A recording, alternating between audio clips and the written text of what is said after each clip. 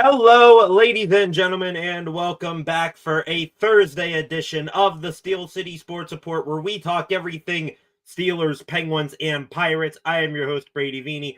What is going on, everyone? Back here after the off day yesterday, as we are right now in the midst, about to enter the massive weekend ahead here on the channel. I popped up the schedule for you guys throughout the week up until this point, and now we're here. Thursday tonight will be the final news live stream like this. From here on out, it will be game day streams from Friday through Sunday. 4 games, 3 days. Very, very excited to get into the jam-packed weekend ahead.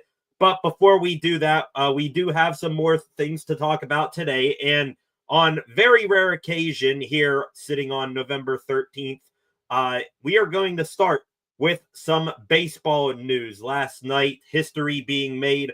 Paul Skenes winning his first ever Cy Young Award, first of hopefully many in his career. But to go along with the big enough news that he won the Cy Young Award, we will also be reminded that we are Pirates fans and the baseball gods hate us. And now we are going to be taunted yet again with losing, this really only good thing that we have here, a rumor, report, whatever you want to call it out there right now, saying that Paul Skenes wants to leave town. We will address that, what he said in regards to that rumor report.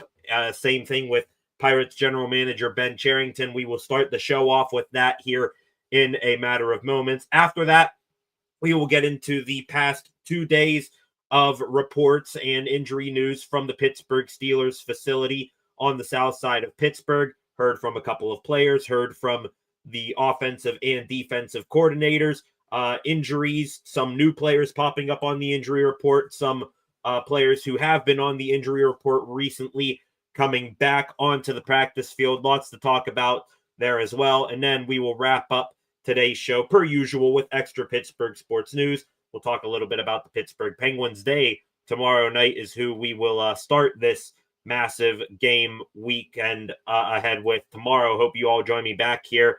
It will be about a little bit before 2 o'clock, about 1:50 p.m.-ish. The Penguins and Nashville Predators, they play game 1 of the NHL's 2025 Global Series. They will be playing at, I believe it's called Avicii Arena over there in Sweden. So a homecoming, of course, for those two men on the graphic right here. Philip Forsberg for the Preds, Erik Karlsson for the Penguins. Hope you guys join me back here tomorrow for this live stream. It is up right now on the channel, so if you want to go into the channel homepage itself, you can click notify so that you know when this game is live tomorrow. Excited to do that. And then to end the show, we'll get into any extra Pittsburgh Steelers and Pirates news that comes across the wire as well.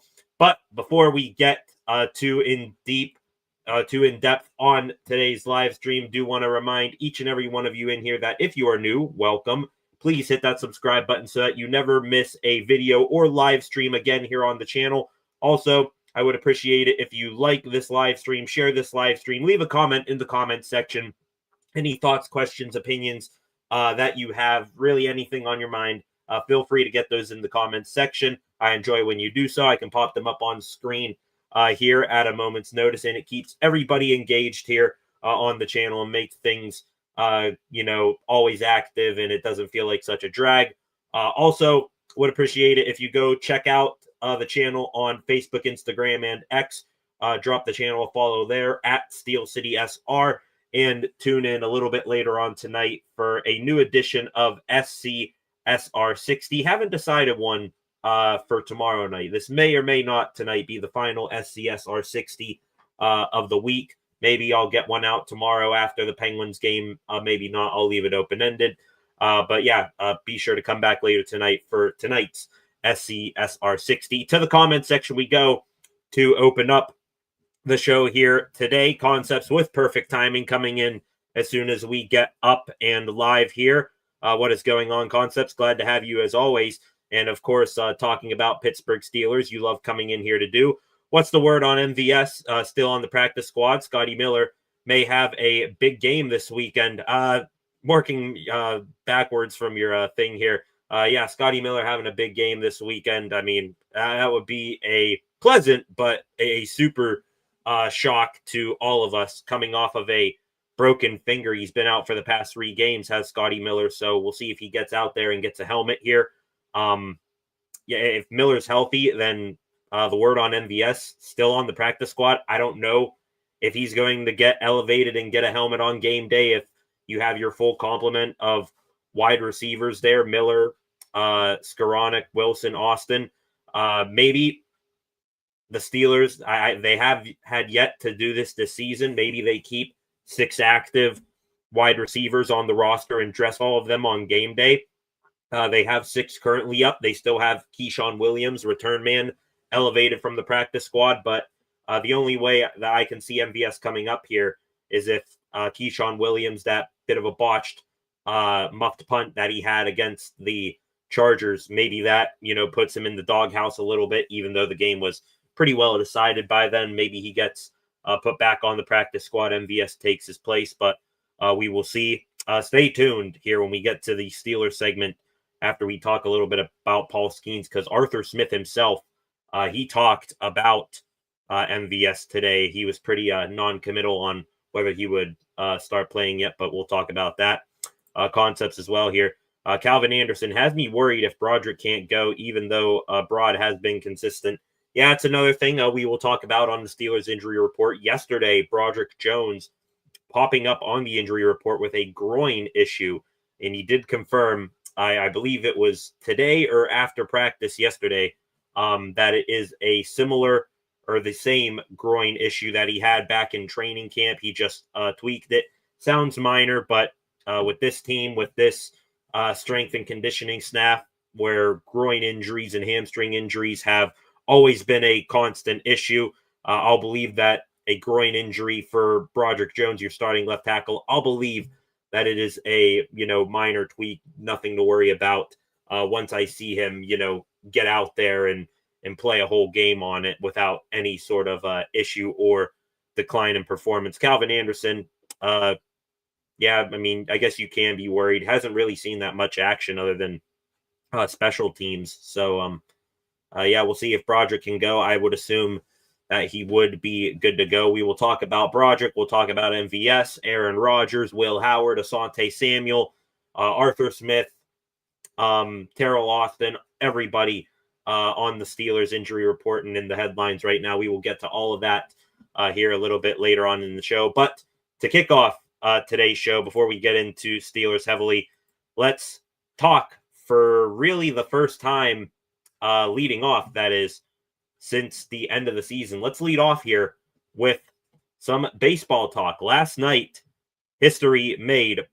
Pittsburgh Pirates ace Paul Skenes winning his first of hopefully many, like I said earlier, Cy Young Awards. It was not even close. The Pittsburgh Pirates post you see here on your screen now, never a doubt, Skenes, the 2025 National League Cy Young Award winner. Skenes becoming the 3rd Pirate to win the award ever, and the first since 1990. Who won the Cy Young for the Pirates in 1990? Only Doug Drabeck, who announced Skenes as the winner on MLB Network last night. I thought that was cool. As soon as you saw that Drabeck was going to be making the announcement, you kind of had an idea of where things were going to go from there. And the best thing about this, not only Skenes, the 3rd Pirate ever, the first since 1990 to win the Cy Young Award, he did it unanimously. The first Pirate to win it unanimously, and the first pitcher to win the award unanimously since, I believe, Santi Alcantara of the Miami Marlins back in 2022. So congratulations to Skenes there. He gets all 30 of the first place votes. Behind him, Christopher Sanchez for the Philadelphia Phillies. He gets all 30 of the second place votes. So one way or another, the Cy Young Award was going to go to someone in the state of Pennsylvania. Some other finalists for the award getting third place votes: Yamamoto from the Dodgers, Logan Webb from the Giants, Freddie Peralta from the Milwaukee Brewers, which I just saw today. Interesting, sort of sidetracking here. Freddie Peralta, ace. Well, I'm not sure whether you want to call him or Mizorowski the ace, but Peralta being mentioned in some trade rumors going to the Mets. So we'll keep an eye on that. But yeah, Skenes, first Cy Young Award winner, unanimous winner since 2022. Just as if, there were any sort of doubts or, people throwing their arms up in the air saying, oh, come on, this guy deserved it over Skenes. No, it was not even close. Just a recap of Skenes' stats from last year: 216 strikeouts, 20 quality starts, an MLB low 1.97 ERA, which people are making the jokes out there. Skenes, I mean, his career, it's only going downhill from here. Had a 1.96 ERA last year when he won Rookie of the Year for the National League. Now a 1.97 ERA this year when he won the Cy Young. So I guess he's destined to have a 1.98 ERA next year. Skenes, he becomes the third pitcher to win the Rookie of the Year and the Cy Young Award in his first two seasons, so putting him amongst the all-time baseball greats there. He had a 42 pitch run value per Baseball Savant, a 7.7 WAR, tied for third most in the MLB. So Skenes, if he wasn't on, such a team like the Pittsburgh Pirates, obviously slam dunk Cy Young Award winner, but also you could maybe argue that he could have been in the MVP conversation had the Pirates just, been a competent MLB team rather than just playing ass. But congratulations to Skenes. Hell of an evening for him. Also thought it was very cool. Two of his teammates, Jared Jones and Henry Davis. Davis, his personal catcher. Jones, pretty much his best friend on the team anymore. They were in the house last night to celebrate Skenes winning the Cy Young, as you see there. Just wrapping up here, talking about Skenes winning the award itself and why he was very deserving of that award. He now becomes the youngest Cy Young Award winner at 23 years old, since Dwight Gooden did it when he was 20 and Brett Saberhagen did it when he was 21. So congratulations there. Again, among the all-time greats, Gooden, Saberhagen there. Skenes also becomes the first pitcher to win the Cy Young without a winning record. So going back again to the Pirates just being pretty bad. Skenes obviously overcoming more than just beating the teams. He also had to pretty much drag his team to some of those wins. He's the fifth youngest player to win the Cy Young ever. And yeah, just dominant stuff from Skenes. And is he possibly, I don't mean this as any sort of joke. I say this with all sincerity. Is he on possibly the greatest 3-year heater that we've ever seen from a pitcher in baseball history? I mean, you just want to go back to before he was even a Pirate. 2023, wins the national championship with LSU, was the College World Series MVP, won SEC Pitcher of the Year, Division I Player of the Year in baseball, and he was drafted first overall by the Pirates.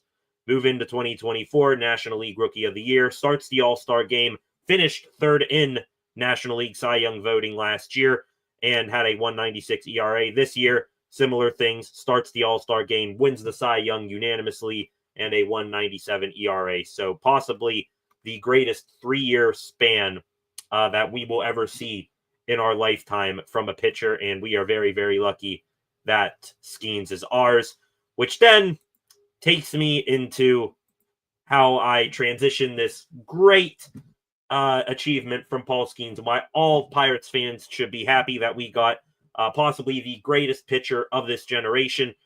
We then remember we're Pirates fans, and now it turns into a negative. Don't mean to do it, but it's inevitable. Sadness and misery always finds Pirates fans, and it did it actually yesterday before it was even announced that Skenes won the Cy Young. You see it right here, this from Fox Sports. I'm just using their post here. It was reported by, let me get this, Randy Miller from NewJersey.com. Not many people knew who Randy Miller is or was before this. Apparently works for NewJersey.com, does some beat work for the New York Yankees. Pitt grad, grew up not too far outside of Pittsburgh. He yesterday in an article saying, trust me, Skenes he's talking about here, he wants to play for the Yankees. I've heard him say it multiple times. This quote here, trust me, he wants to play for the Yankees, according to Miller, coming from an anonymous Pirates teammate of Paul Skenes. An anonymous Pirate teammate, is that a teammate from the past? Is it a teammate currently on the active roster? Who knows? But a quote that, lots of people want to just throw under the bus as a guy looking for clicks. And for some reason, it has caught fire and has left people to speculate, did he actually say this? Who are the teammates or the teammate that spoiled this and all that? So just we can't escape it. We cannot escape bad things happening to this Pirates organization. And thankfully, though, Skenes addressed this. And is this how he really feels? I would hope so. If not, then he got a hell of a feel for always having positive PR. Skenes did address this yesterday when he was talking after winning the World Series. And a couple of quotes here that I hope really come from the bottom of his heart, and I believe deep down that it does. Skenes here talking about this, and then just in general about the Pirates right now. This isn't my city, or excuse me, start here, the one you see on screen here. I'm on the Pirates. My goal is to win with the Pirates. The fans are hungry to have a winner in Pittsburgh, and I want to be a part of the group that did that. Continues on. This isn't my city. I'm not from Pittsburgh. I'm adopted by this city. The fans that show up for us when we are winning, I personally love that. If we are losing, the fans don't show up in the same numbers. It's not like Chicago or St. Louis. If you want fans, you got to win. They deserve it. The way fans see us outside of Pittsburgh, we're not supposed to win. I want to be a part of the 26 guys who changed that. The goal is to win, and the goal is to win in Pittsburgh. Now, I just read off, those are, separate quotes that I just threw all together there. Does that really seem like a guy that you see in that top quote there that would be telling teammates, I got to get the hell out of here. I hate it here. I want to go to New York. My girlfriend, Livy, she's already buying real estate up there in New York. She loves it up there. I want to get the hell out of this hellhole. I mean, maybe deep down he says that, but do you really think he's saying that on the regular to players and that he said it multiple times? No. Skenes, throughout the 2 years that he's been here in Pittsburgh, since day one, he's been saying stuff like that. Like, this fan base, this city deserves better. I want to be a part of, the team that brings baseball, makes baseball fun again and successful again here in Pittsburgh. He said that since day one, and he hasn't wavered in that idea. He's not a guy that is going to run away from a challenge. That, to me, that quote right there makes it sound like Skenes bitches about the Pirates every single day. Like, every single time he walks into that clubhouse at PNC Park, it is like, ugh, got a punch in the clock again. I don't want to be here. I'd rather be somewhere else. No, he embraces the challenge. He was brought up the right way by his parents, went to the Air Force. He knows all about hard work and dedication and committing to something when you're a part of it. So he's not going to be the guy that's going to, complain his way openly like that through a teammate out of Pittsburgh. So right now, you see it in my banner right there. Until it's, proven the other way, until I hear from the horse's mouth in Skenes here that he wants to be out of Pittsburgh, I'm going to take any and all rumors and, reports like this. I don't care if you can be, if you're the biggest MLB insider saying that you heard this from one of his teammates, or if you're, Randy Miller or whatever his name from NJ.com. Until we hear from Skenes directly, I'm going to count it, quite frankly, and, plain as can be, as bullshit. So just wanted to clear that out there. I wasn't planning on bringing that up today, but it just caught such fire that it had to be done. Ben Cherington himself, he even said that, Skenes is going to be a Pirate in 2026. He said that himself. This did get brought up to him at the general manager winter meetings that are going on right now. And he says he understands if Skenes feels that way. Didn't say that he does, but they are going to still be committed to building around him while he is here in Pittsburgh. A couple of other, a couple of other things from Skenes yet last night. Talked about the hunger to win with the Pirates organization. Said that the Pirates, they need to get back to the blue-collared, gritty personality and identity that they had. He said he's going to push for that.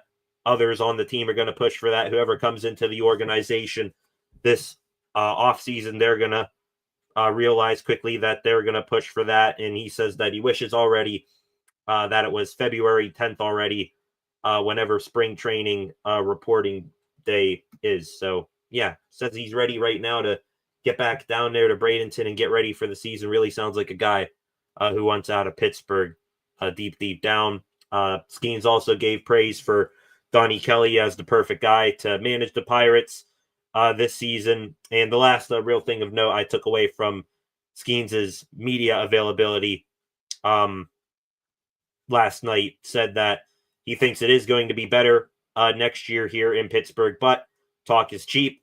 We have to show up and do it. The focus needs to be winning a World Series here in Pittsburgh. So some people will take that and say, oh, look, he wants out because we know the Pirates aren't going to do anything, but he's, the guy here, and he's going to be pushing real hard to use every single resource, do everything in his power to get this team back to contention before, maybe he leaves here one day. But it's certainly not going to be this year or anytime soon. So glad we heard all that from Skenes after that report last night. Some other things recently we heard regarding to the Pirates, back to Ben Cherington here, of course.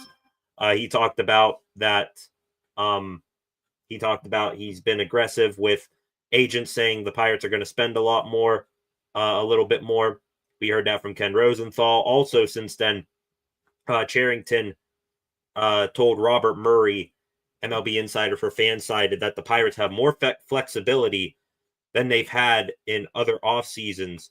And the latest, Mark Feinsand of MLB.com, saying the Pirates are preparing to spend $30 to $40 million this offseason. That would take the payroll currently at $64 million up to around $94 to $104 million range. So somewhere in that range.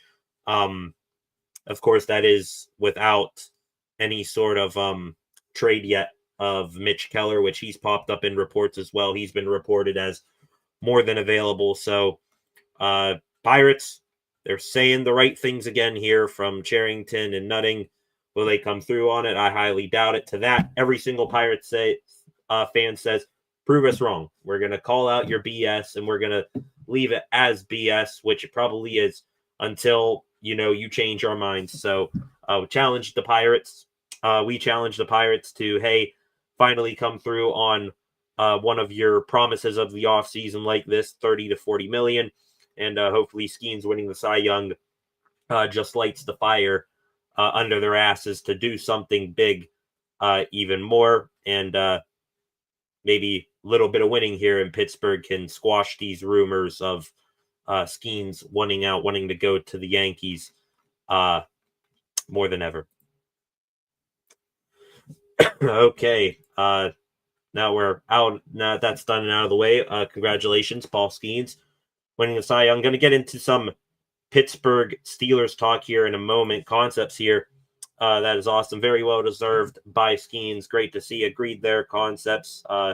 Pretty easy Cy Young award. And even if, the Cy Young award was just given to the top pitcher in baseball, and not split between the two leagues, I think Skenes would have won it, for the league in general, because Tarek Skubal of the Tigers, he won the AL Cy Young Award last night, and he did not win in unanimous fashion. I believe it was 26-4.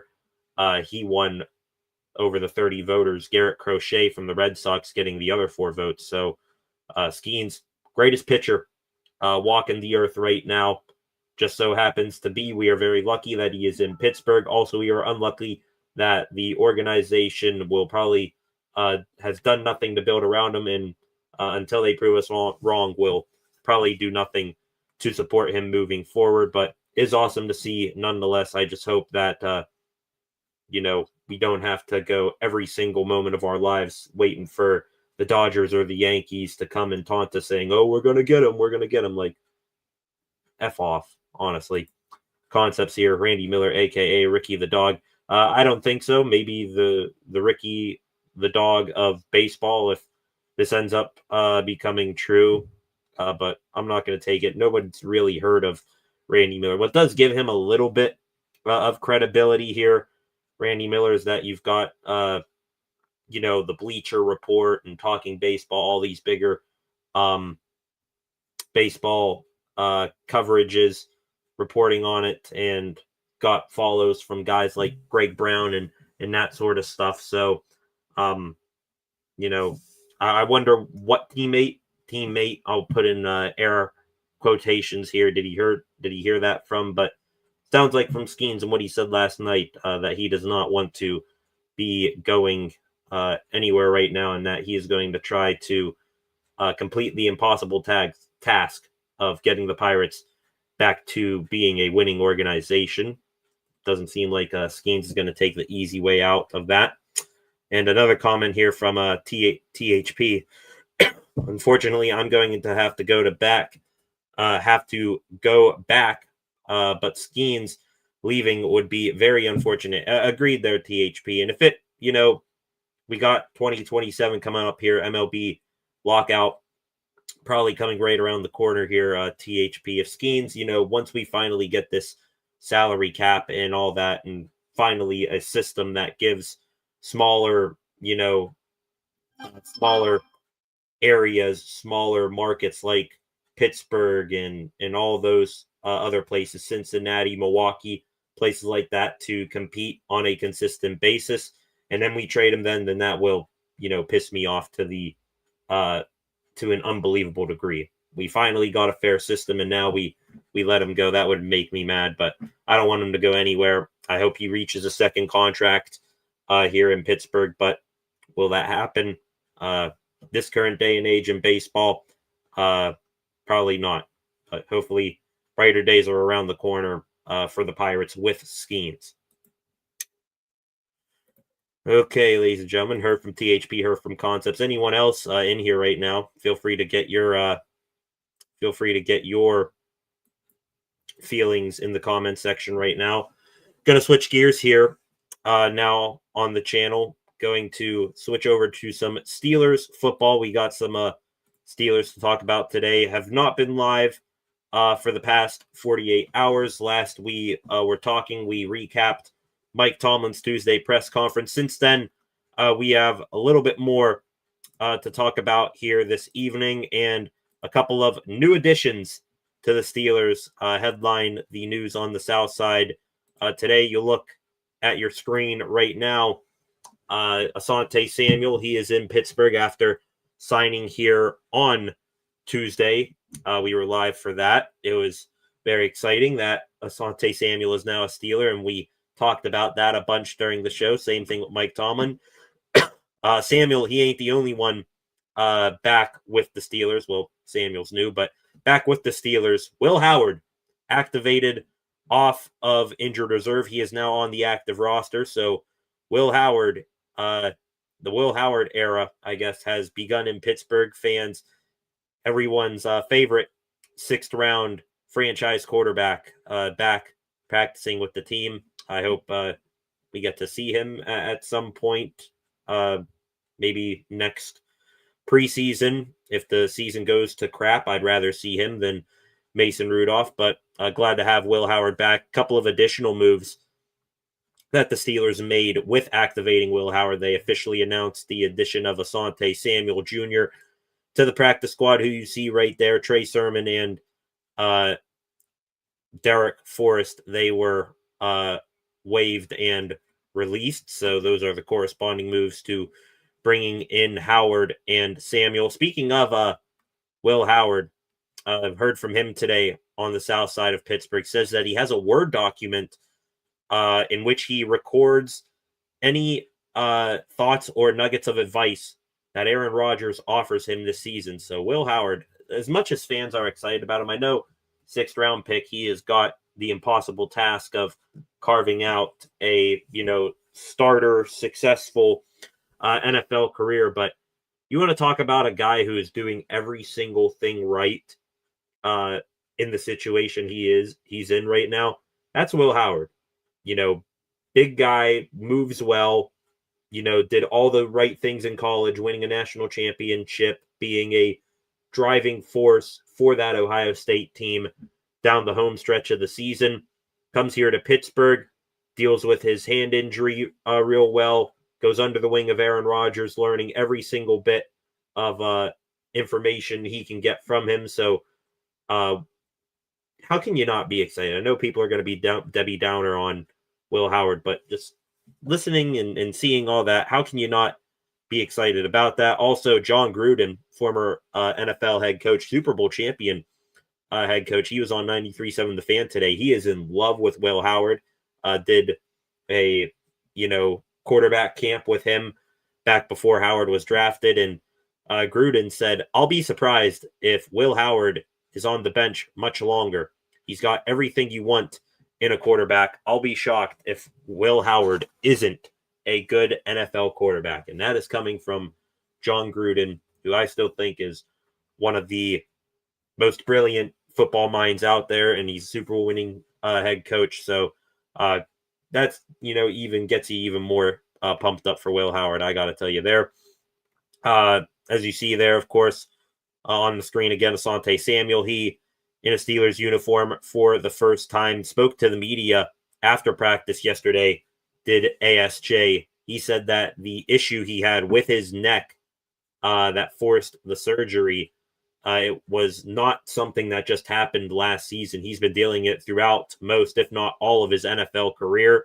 So that is very, very scary. That Samuel has been very scary, but also very, very brave to deal with that neck issue for most of your NFL career. Good news is now, I know tons of people, including myself, are still worried. Is he going to, be able to jump on the moving train per se this year and not get hurt or, do damage to his neck? He did say that this is the healthiest he's ever been in the NFL. So that is good news right there. Best shape of his NFL career. We will take it here on the Steelers defense that still, even though they are getting deeper, you would like to see some reinforcements at the corner position.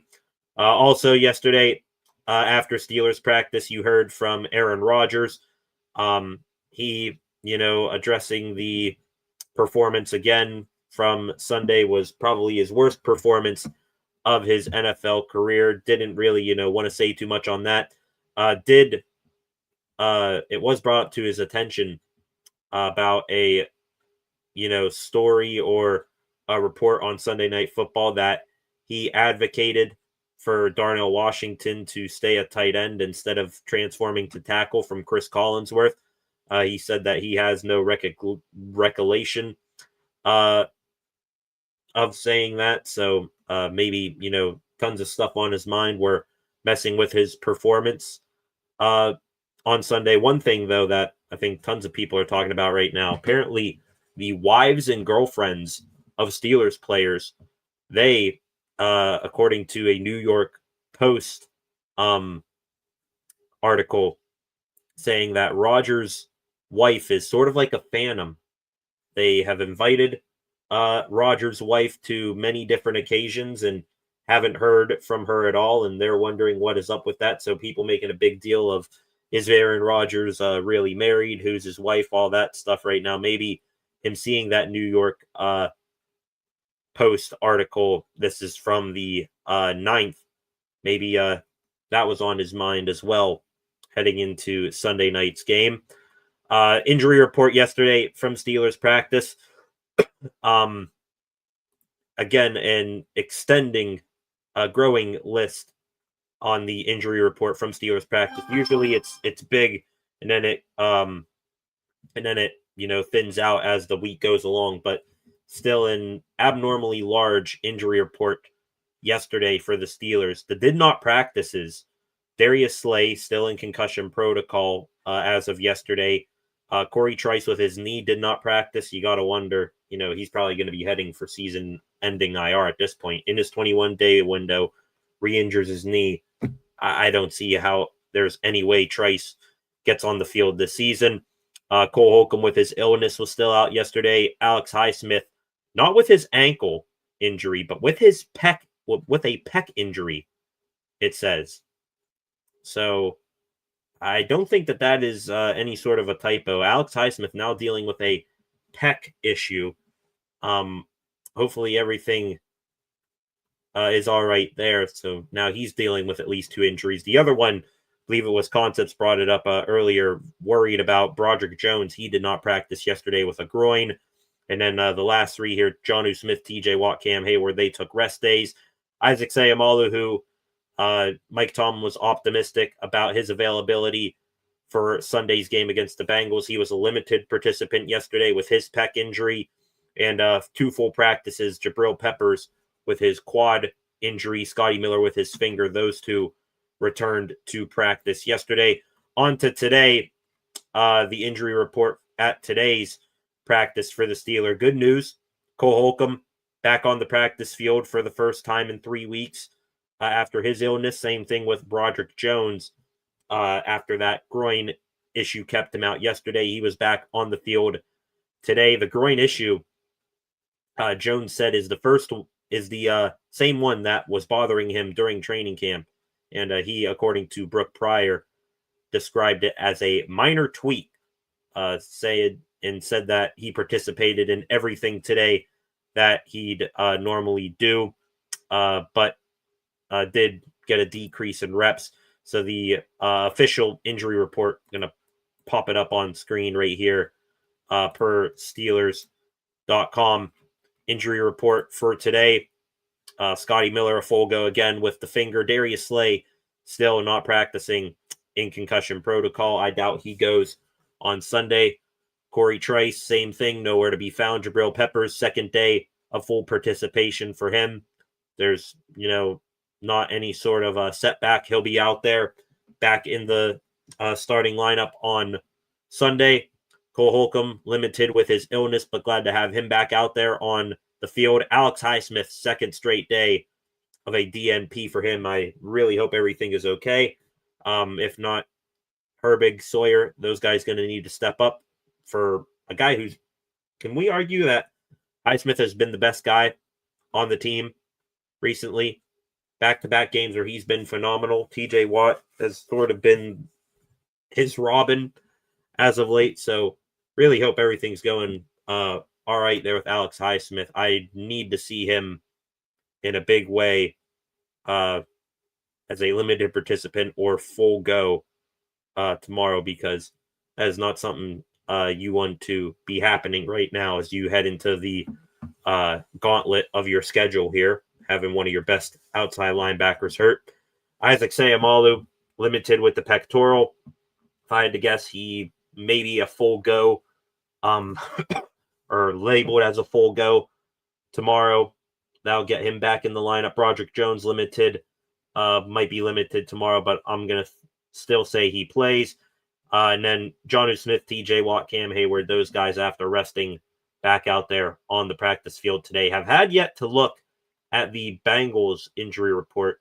See, as of right now, they have not posted their Thursday injury report yet. But Joe Burrow, limited with his toe injury. I highly doubt that he gets activated from his turf toe injury for this game. They're probably going to ride Joe Flacco again against this squad. So we'll keep an eye on that. Joe Flacco did not practice yesterday with his right shoulder injury. I think he'll be good to go.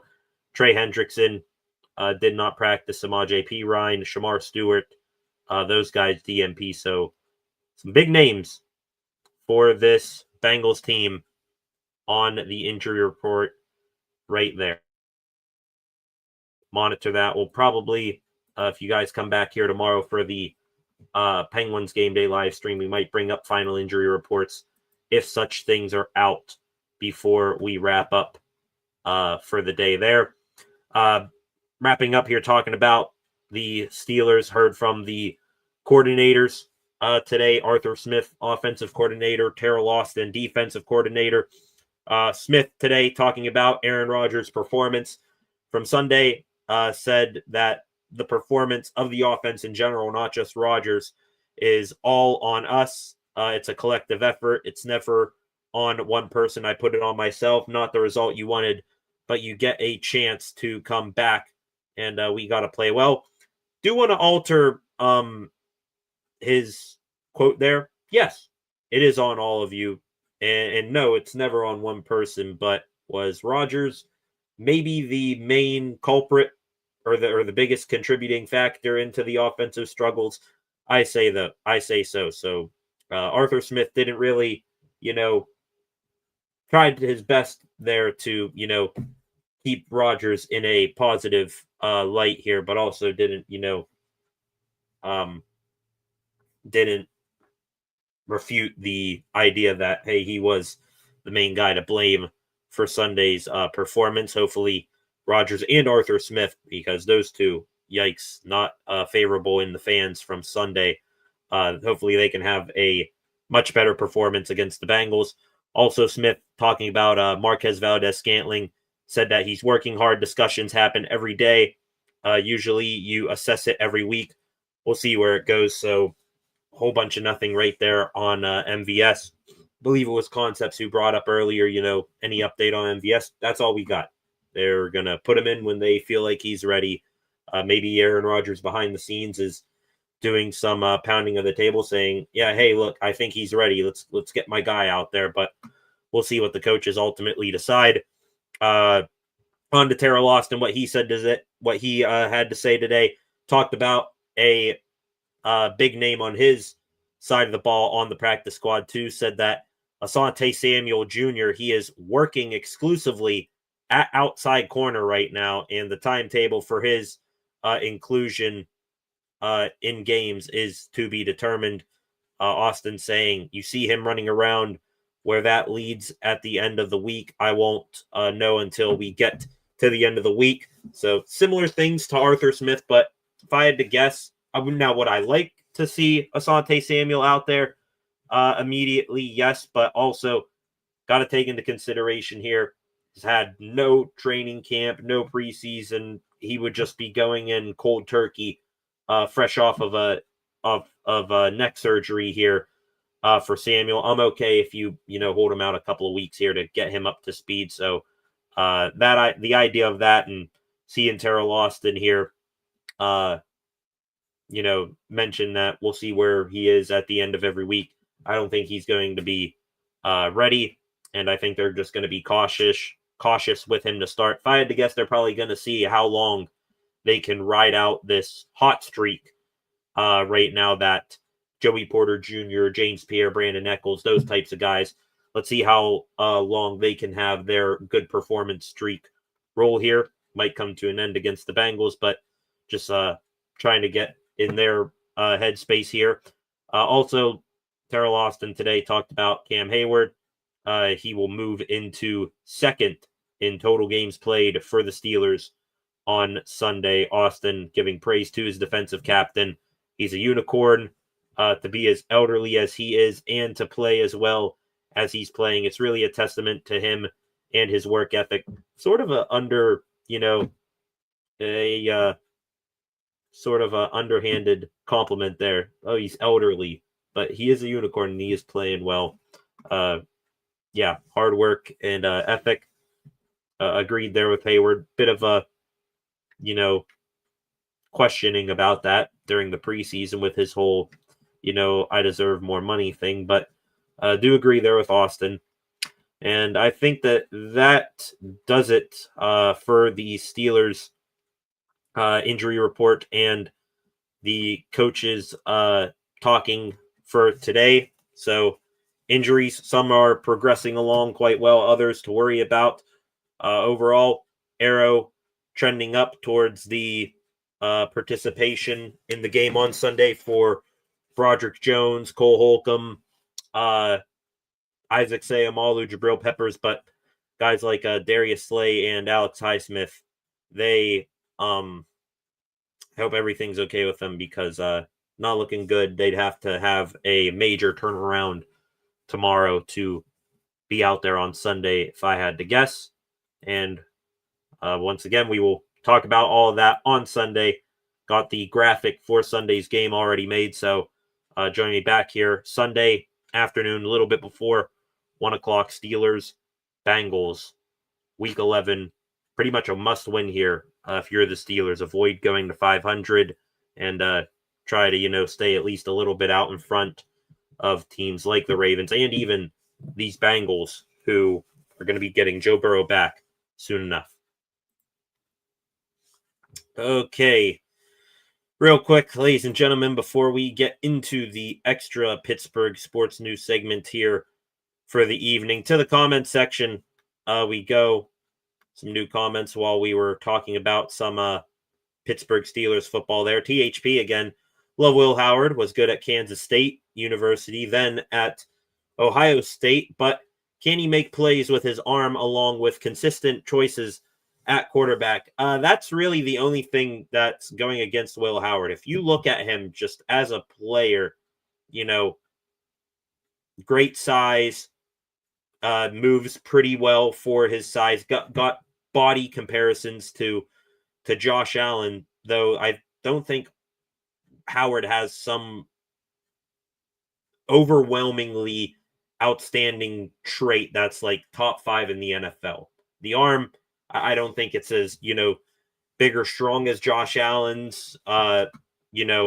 He's moving well enough for his size, but is he going to be the type of guy to go out there and run people over and hurdle guys like Josh Allen? I don't think so either. That's really the only thing that I think has going against him. He doesn't have this one, upper echelon trait that you can say he is one of the best in the NFL at doing this. Can he make consistent choices at quarterback? You bring up there. I would hope so. Really, you go back to his final year at Ohio State, started off the year like more being a passenger than a driver for that team. And then down the home stretch became a driver, made some good decisions. Really, his hot streak started after that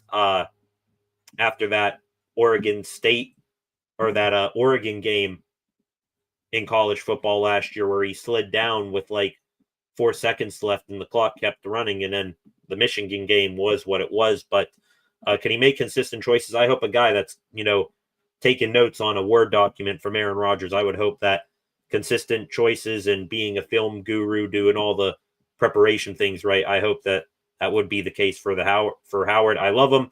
Like you said, great at Kansas State, great at Ohio State. Just we'll see if he gets a shot here. It's so odd that you see a guy do so well at college and have those physical traits and have the right mentality last to the second round. Hopefully the Steelers able to prove the rest of the NFL wrong on that situation. Also, switching back here to baseball for a second, THP talking about Paul Skenes, who won the Cy Young last night. In terms of Skenes, who wouldn't want to be a Yankee, especially when they try to win, as opposed to a franchise who hasn't spent the last few years, not rocket science, unfortunately. I agree there, THP. Who wouldn't want to be a Yankee, honestly? But just the people out there saying that, oh, look, he's already as good as gone from Pittsburgh. Like, no, he doesn't want to leave Pittsburgh. Could he be a Yankee someday? Yes. Do you want to be a Yankee? Yes. Do I want to, date Sidney Sweeney? Of course. Doesn't mean I'm going to get it. Doesn't mean that's going to happen. Do I want to, go out this door right now, scratch off a lottery ticket and win the lottery? Absolutely. Doesn't mean it's going to happen. So Skenes can want one thing maybe secretly, and fans can say, oh, he's as good as gone. But also it could be true.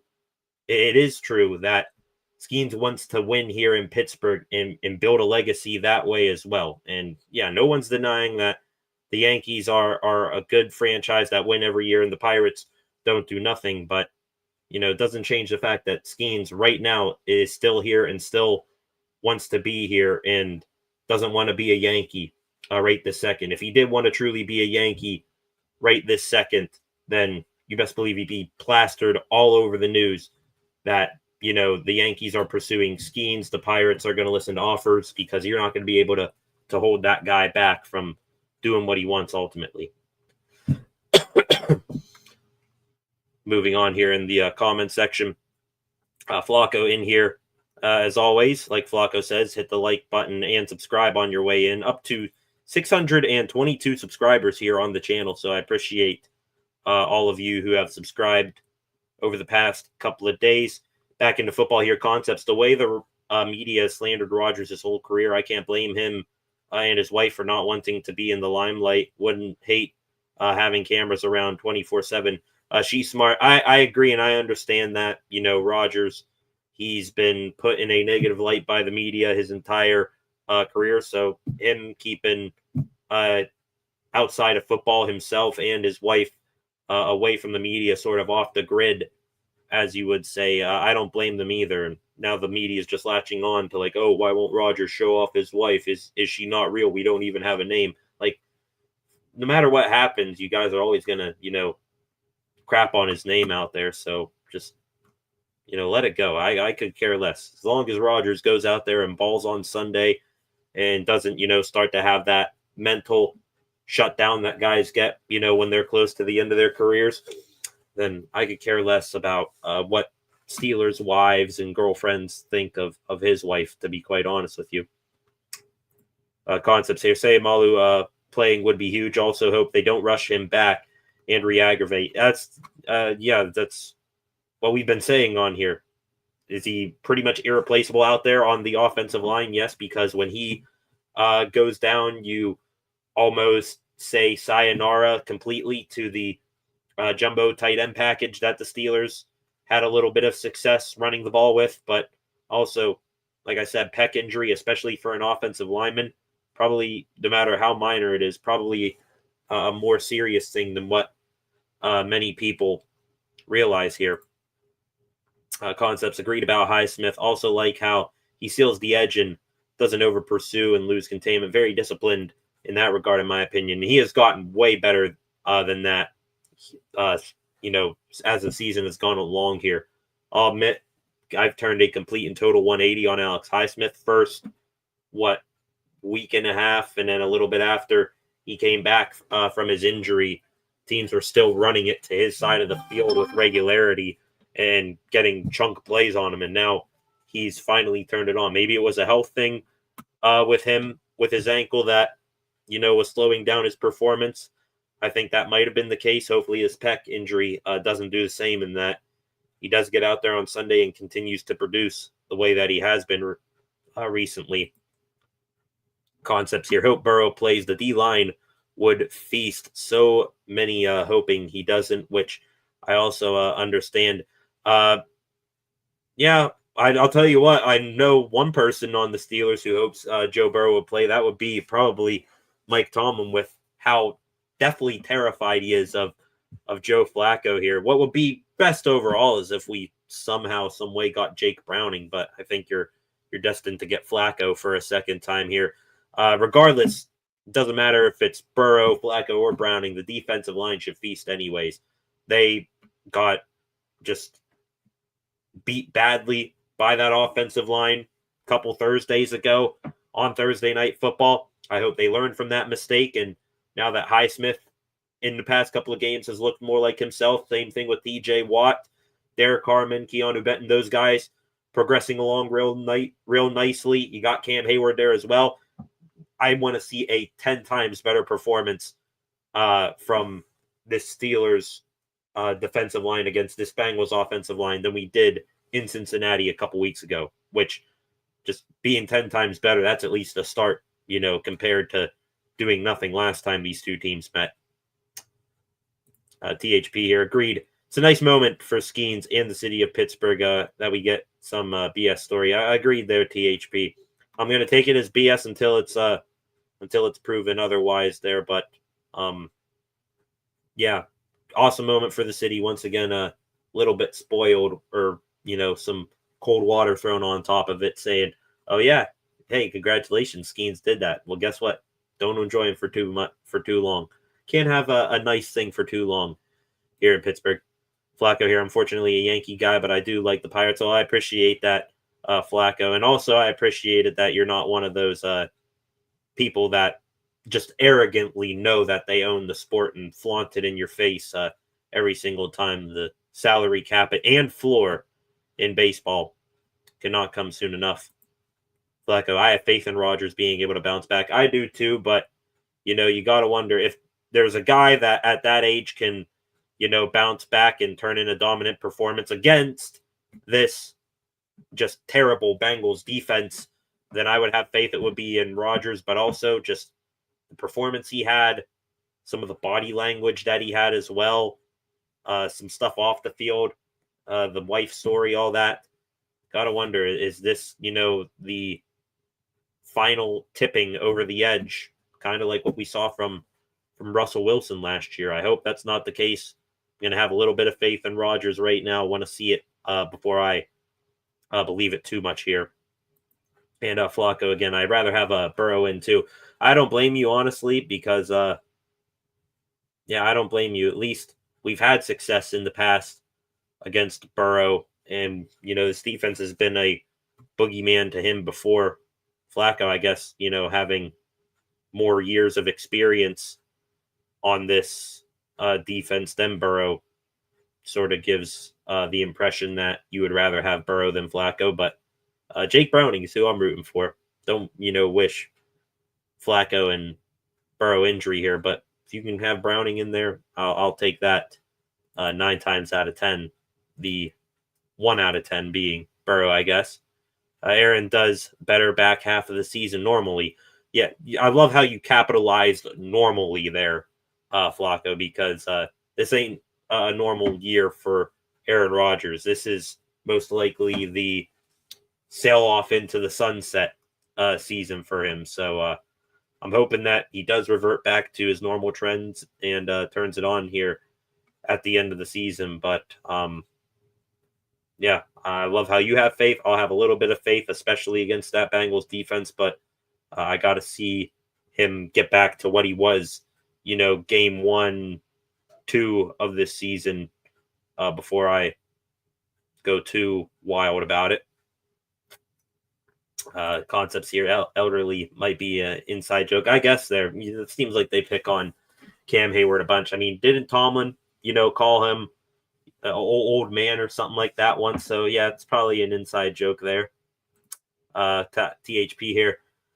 If I were a betting man this week on a prop it, would be a JJ sack, also a T Higgins, and over yards.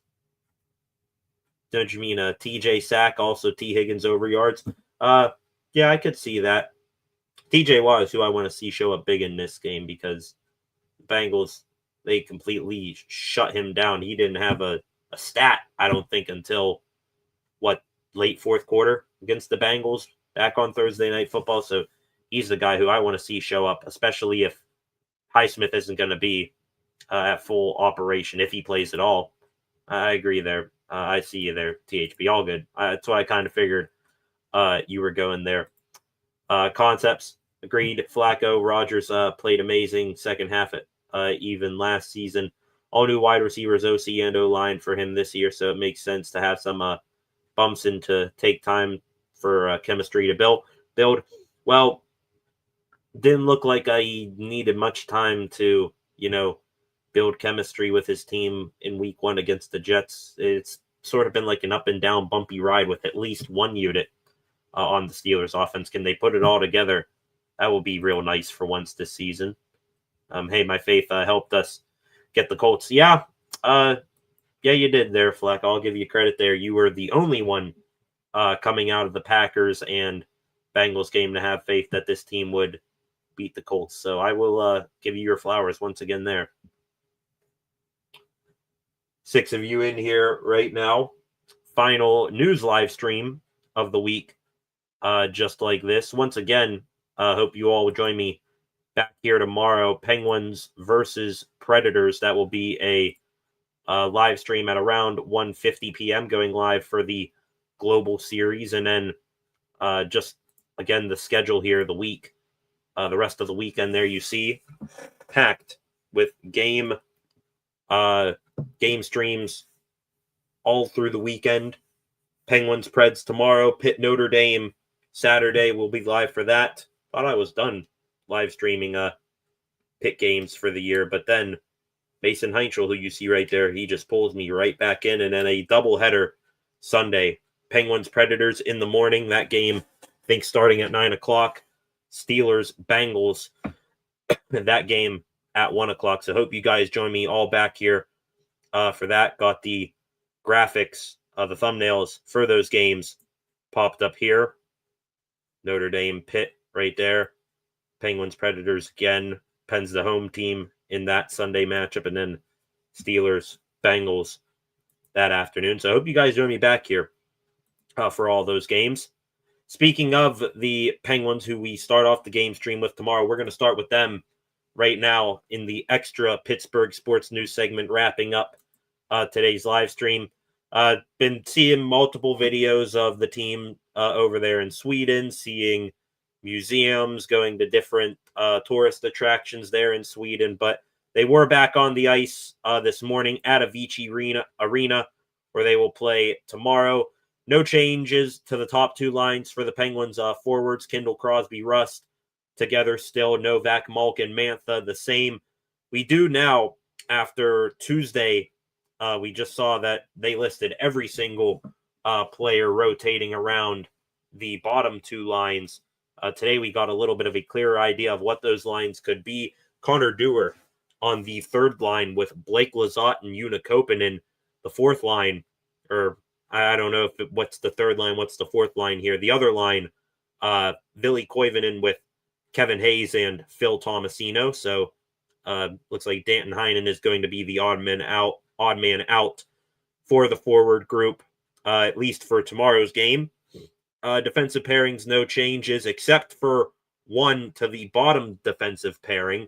Harrison Brunick yesterday was paired with Connor Clifton. Now, Clifton, he's been in the lineup for the past couple of games with Ryan Graves. Graves and Brunick swapping makes me wonder, okay, is Brunick going to play his 10th NHL game, officially become a rookie like Kindle, and get it into the lineup with Clifton? Is he staying there? Or is Clifton the one coming out of the lineup? Matt Dumba, who hasn't played in a little while, is he going to go back in and stay in there with Ryan Graves? If I had to guess, it'll probably be Dumba and Graves tomorrow, but we'll see if Harrison Brunick does stay here. It's very odd. We're pushing now, 4 games at least, nearly 2 weeks, where Brunick has been out of the lineup just as a healthy scratch. Pens have had yet to make a decision if he's going to stay here or go back to his junior team. So we'll keep an eye on that still. Just some other stuff going on over in Sweden right now, Cole. Like I said, Pens doing different tourist attractions. Also, very cool. The team over there going to a local children's hospital. The two Swedes on the team, Eric Carlson, Ricard Raquel, they with Iceberg visiting the Karolinska Hospital in Stockholm to spend time with these kids. Very, very cool that the Pens, while they're over there, doing cool things like that. Glad to see, though, that even they took Raquel on the trip. Not going to play in these games, but glad to see that Raquel, even while out injured, still over there the same. Also, just now noticing, looking at this photo here of Iceberg playing PlayStation with a kid, that they're playing NHL and looks like Iceberg and the kid are fighting. Huh. That's interesting, but that's cool nonetheless that the Pens do stuff like that. And also a bit of a reunion over there in Sweden. Nick Bonino, of course, as you know, now Penguins assistant coach, former player for the Pens on their back-to-back Stanley Cup championship winning teams in 2016-2017. He today reuniting with an old friend, fellow Swede, and another two-time Stanley Cup champion, with the Pens. Carl Hagelin, 2/3 of the HBK line reuniting over there in Sweden. Thought that was cool.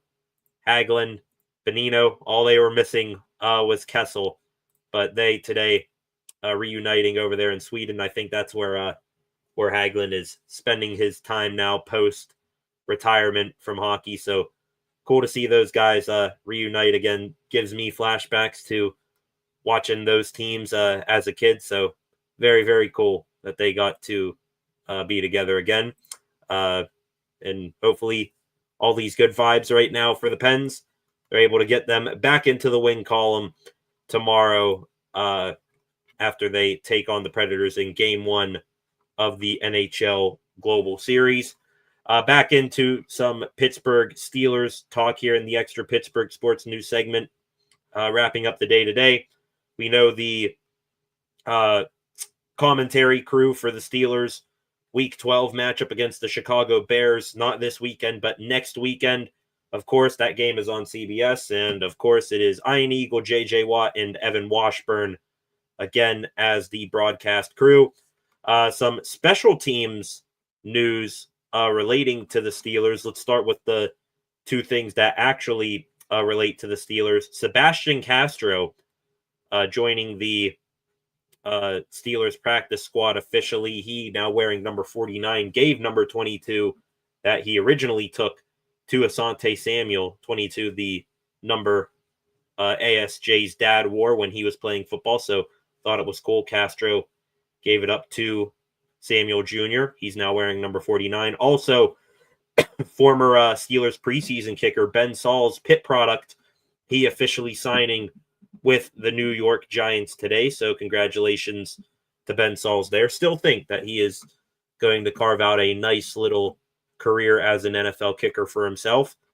The other two practice squad, I guess, sort of stories related to the Steelers. Steelers did indeed make the right decision of who to go with in that punting battle coming out of training camp. They stuck with Corliss Waitman, let go of Cameron Johnston. Johnston, unfortunately, getting hurt with the Buffalo Bills today, waived by the Bills from their injured reserve. So hopefully he's able to bounce back on in his NFL career because, man, injuries, they are just hitting him really hard right now. And also C.J. Henderson, former first-round corner for the Jags, I believe. The Steelers, they did work him out on Monday for their practice squad before they signed Asante Samuel Jr. on Tuesday. Today, Henderson signing with the Falcons practice squad, so that idea has been shut down. Last two things on the Steelers for today. Did not mention this on Tuesday. Somehow I missed it. Congratulations to Steelers linebacker Cole Holcomb. He won, or I should say received, the 2025 Ed Block Courage Award at the annual Art Rooney Courage House Luncheon at Acrisure Stadium. That's a pretty good and, quite frankly, easy pick right there, going with Cole Holcomb as the Courage Award recipient. I mean, has he been a regular contributor for this team defensively? I'm not sure I would say that, but coming back from the absolutely horrific leg injury that he suffered in 2023, back to being an every week active roster guy for the Steelers, how can you not help give him the award there? And the last thing, kind of relating to the Steelers today, the NFL owners today, they are in the news. They have filed a grievance with the NFLPA to stop the annual report cards that come out every offseason. So we've talked about those on the channel here, I think before, where every year the NFL Players Association, they come out with grades on various things with their respective organizations, strength and conditioning staff, weight room, locker room conditions.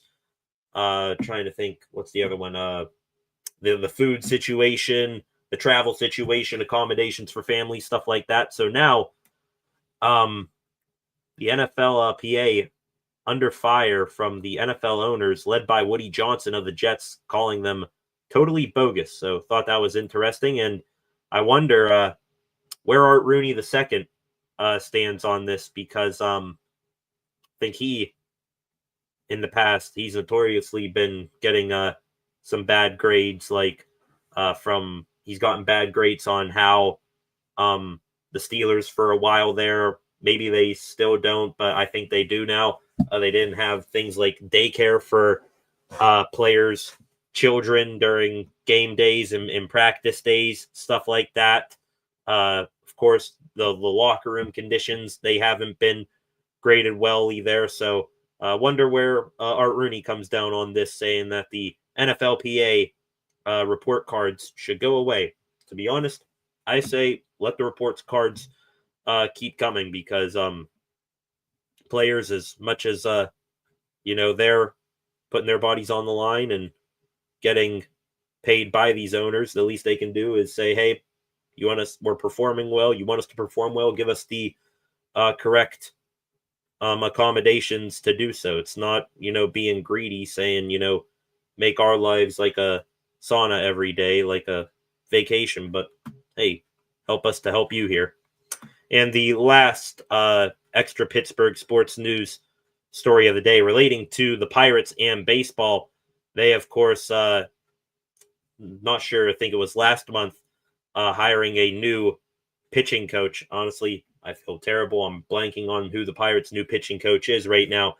Anyways, the reason why I bring that up, their former pitching coach, Oscar Marine, staying in the NL Central. Today it was announced by Charlie Goldsmith, who covers the Cincinnati Reds. Oscar Marine joining the Cincinnati Reds staff as their new bullpen coach. Their bullpen coach from last year, Matt Tracy, he getting elevated or promoted to assistant pitching coach. So Oscar Marine, who, people were still caught off a little bit by him getting let go of, along with Mike Rabello and Brent Strum, he landing on his feet in a bullpen coach role with the Cincinnati Reds. So interesting to see that. Honestly, if Marine was going to go anywhere, I was maybe thinking he could have gone up to the Twins and reunited with Derek Shelton in some way, shape, or form. But I guess the second option there stays close to home in Cincinnati there. So we will see Oscar Marine more in the future when we watch Pittsburgh Pirates baseball. All right, ladies and gentlemen, that is all the extra sports news that I have here for this evening. Taking one last scroll here through Twitter to see if there's any new news. By the way, I know that I rarely do Pitt football live streams on here, but this game against Notre Dame, it is a very, very highly anticipated matchup. Of course, as you see there, the College Game Day crew for ESPN, they will be in Pittsburgh on Saturday to be their pregame for this matchup between these two ranked teams. Cole, today, the College Game Day trucks arriving in Pittsburgh at the University of Pittsburgh and at Acrisure Stadium. And also today they announced the guest picker for College Game Day will be none other than Aaron Donald, Pitt alum, getting his number retired tomorrow. Thought that was cool. Also, Pat Narduzzi, running back for Notre Dame, Jeremiah Love, Tony Dorsett, and Pittsburgh Steeler legend Jerome Bettis, whose son goes to Notre Dame. Those gentlemen will be special guests on College Game Day. So it is going to be an all-timer on Saturday. Glad to be live for it, and I hope you all come back and tune in along with me for that game. Would appreciate it if you did so. Going to wrap up here with the comment section for the night before we log off. Talking about the Notre Dame game here at THP. It is going to be a good game. I hope you guys all join me back here a little bit before noon on Saturday. We will be live for that. Might be a little bit difficult for me. I think I know a little bit more of the players by number on Pitt than I did when I live streamed the Backyard Brawl for Notre Dame. I pretty much know Jeremiah Love, CJ Carr, and not too much beyond that. So we will we'll work through it together. But I hope you all join me back here on Saturday afternoon. That'll be fun. Talking about the Pittsburgh Penguins here. Flacco, love the purple jerseys. Yes, indeed, they do. The Pens put out some solid jerseys for special causes like that. I wonder who won that fight. I don't know. I'm going to take my money on the kid there because Iceberg, not sure how much video game playing he's done. Flacco here, fan of Phil Kessel. Honestly, Phil the thrill. He is the greatest. So yeah, there's some sort of reunion with those guys in the future. You would love it. They did or they're going to next year start doing the 10-year anniversary reunions for those 2016 and 2017 teams. Maybe we'll get a reunion of the HBK line then. Back to some Steelers football here. Concepts. Remember Mike Hilton yelling too small at Coach T after big plays when he played here. Also liked Coach T would use the media and other coaches calling him too small as motivation. Same for Cam. Maybe that is the mentality. I hope if he's doing that for Cam, maybe he's doing the same thing for Aaron Rodgers. Not sure if Rodgers is the type of guy that takes that sort of backhanded motivation the same way. But yeah, that's the way of motivating Cam. Then I'm cool with it. I'd like to see him, make a couple more splash plays in the backfield. But hey, he keeps getting his hands up and swatting down a couple of balls every single game. I'll take that as well. And also, not be a liability in the running game. Concepts was behind on my live. My bad being so late with the last one. That's all right, Concepts. Glad to have you here all the same. Flacco, Najee wasn't BSing about the facility compared to the Chargers state-of-the-art facility. I mean, yeah, just it looks like techno world out there in LA looking at the Chargers and Rams facilities compared to here in Pittsburgh. Even, you go up to New York or New Jersey, I should say more accurately, the Jets and Giants. I mean, their stuff always looks pristine as well. Hell, I'd at least take the Ravens. Their practice facility looks like a damn college campus out front. Remember seeing that from Hard Knocks. So just, no one's BSing about the Steelers practice facility. You still got, wooden stalls with chairs in them. And I mean, I think they just finally upgraded something in there not too long ago. But yeah, I don't blame them. Flacco F the Ravens, unusual. Always give me a good chuckle with that, Flacco. Appreciate it. Bill Murphy, sometime late October 6th. So that's who it was. Yeah, Bill Murphy. I knew it was a guy that was with the Houston Astros. That's what I remember about him. Wonder, haven't seen anything. I don't think the Pirates have filled in any sort of the other roles. I don't think there's been any update on who the third base coach is going to be or who's the assistant pitching coach going to be. I wonder if it's on Bill Murphy himself to fill those roles with people he wants, or if it's going to be a Donnie Kelly thing or anything else. THP irony: the Chargers facilities in San Diego weren't good. I heard. LOL. I mean, yeah, they played in a soccer stadium at one point, so no kidding, their facilities weren't good. Thing is that the Steelers, I wish the Steelers at this point would just take a page out of the Penguins, go to Cranberry, just outside the city where there's big lots of land, and do something there. But will they do it? Probably costs a bunch of money. I don't really think so. Funny you didn't realize and then commented on something a while ago, then all of a sudden realized, yeah, you guys behind a little bit on the live stream. That's all right. Appreciate you guys tuning in and getting your questions in all the same. And think that is just about going to do it tonight, ladies and gentlemen. One last scroll here through Twitter before we log off. Seeing this here from Just Baseball Media Group.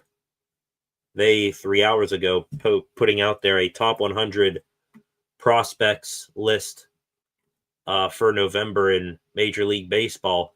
4 Pirates on the list here. Let's see if we can find him. Connor Griffin, of course, number 1. Bubba Chandler, he is number 11 out of the 100 on this list. Then you got, let's see who else is here. Connor Chandler, Florentino, Edward Florentino, he comes in at number 35. And then who is the last one? It's got to be Esmeralyn Valdez, you would think, right? Not seeing him. Still not seeing him. Let's go by this team. Oh, no. Esmeralyn Valdez not here. Got Seth Hernandez in there, who the Pirates just drafted. He comes in at 57. I'll take it. Let's see if there's anything else. Also, doesn't relate to the Pirates any, but we did talk, I think, on Monday about former Pirates pitcher Luis Ortiz getting arrested for that FBI illegal gambling situation. I think Ortiz, he has since been released on bail, and I'm sure will continue to be monitored. The other player, Emmanuel Clase, the closer for the Guardians, he was arrested in New York and arraigned this afternoon on similar charges to Ortiz. No update on him yet. And also, almost forgot. Apparently, Antonio Brown, after he got extradited back to the United States on those attempted murder charges, he, I think, on house arrest last I checked.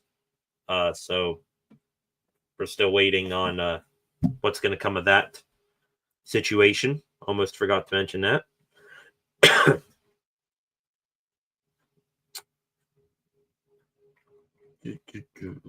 See, is there anything else here? I do not think so, and think that is going to do it here for tonight, ladies and gentlemen. I want to thank each and every one of you for joining me once again here on the channel. Appreciate it as always. Another week of live streams like this in the book. Thank you for tuning in Monday, Tuesday, and today. One more time before we officially sign off for the night, just an update on what's going to be coming over the next couple of days. You see the schedule right there again. Tomorrow, no live stream like this, and SCSR 60 to be determined. Instead, tomorrow, a little bit before 2 o'clock, we'll be live. Game 1 of the Global Series between the Pittsburgh Pirates and the Nashville Predators. I hope you all join me back here. Then should be an electric atmosphere over there in Sweden. The Pens, they're going to have a ton of motivation to put on a show. After that, Saturday, a little bit before noon, come on back. Very excited to be live for this college football matchup. Notre Dame, number 9 Notre Dame, that is at number 22 Pittsburgh there at Acrisure Stadium. ESPN College Game Day will be there outside of Acrisure Stadium. It is going to be an absolutely electric, raucous atmosphere at Acrisure Stadium, which is officially sold out.